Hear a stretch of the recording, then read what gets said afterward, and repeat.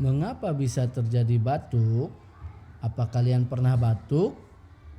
Batuk terjadi saat saluran pernapasan terganggu oleh benda asing, misalnya makanan, air, atau lainnya.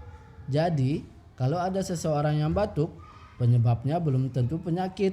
Bisa jadi batuknya hanya karena tersedak.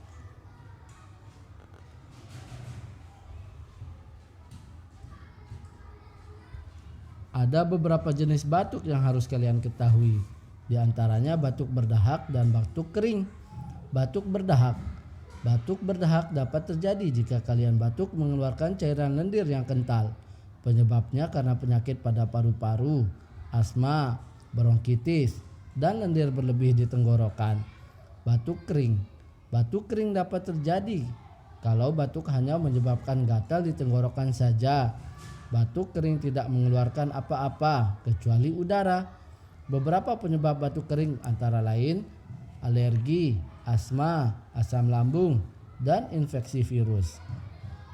Ingat ya, saat batuk sebaiknya tutupi mulut kalian dengan telapak tangan, bagian dalam siku, atau sapu tangan. Kalau batuknya parah, sebaiknya pakai masker agar tidak menularkan virus pada orang lain.